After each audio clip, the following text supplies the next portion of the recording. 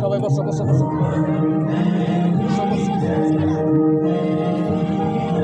এই ছেলেরা বসো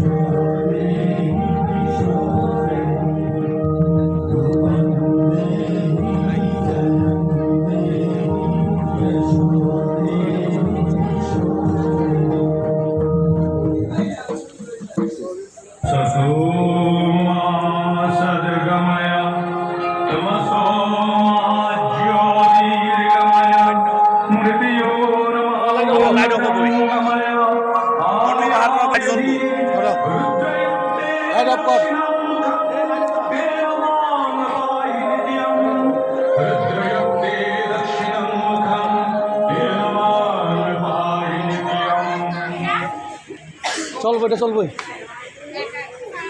চলতে থাকুক গান চলতে থাকুক ওই একটা পুরো কাছে রে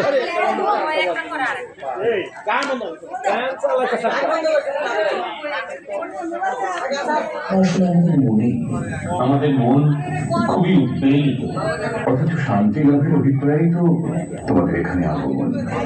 হ্যাঁ আপনার অজ্ঞাত কি থাকতে পারে রাজ্য শুনে আমরা কোনো অনুভব নেই অথচ এসব থেকে মুক্ত হতে আমি পারছি না।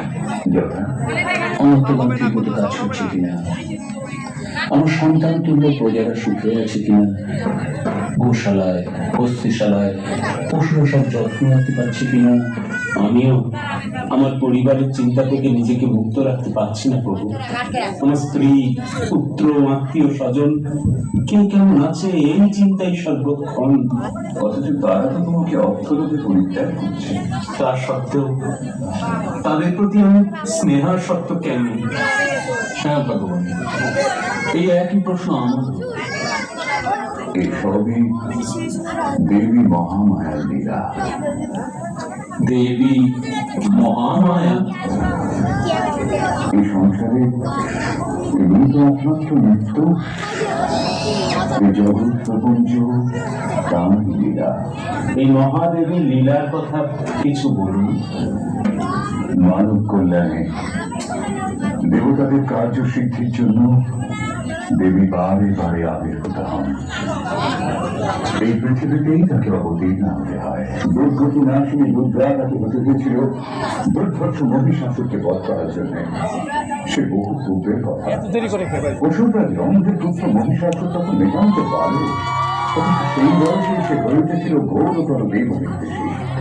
দেবতাকে ছলনার বৃদ্ধিকর্তা হিসেবে সৃষ্টিকর্তা ব্রহ্মার কাছে অমরত্বের বড় লাভে প্রত্যাশায় কুসুম করবে এক কঠিন কঠোর তপস্যা।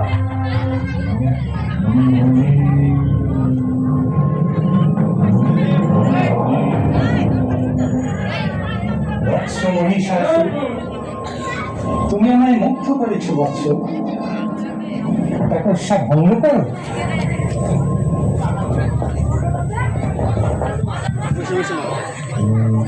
তোমার মাতা ছিলেন মহিষী, তুমি কেবল মহিষেরই নয়, যে কোনো রূপ ধারণ করতে পারবে। এই রূপ পরিবর্তনের ক্ষমতা আমি তোমায় দিলাম।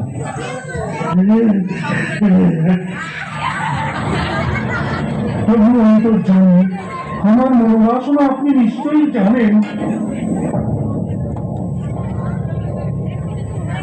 অমরত্ব কিন্তু সে তো ঠিক আছে, স্বর্গ মর্ত পাতালে কোনো পুরুষের ক্ষমতা হবে না তোমায় বধ করা।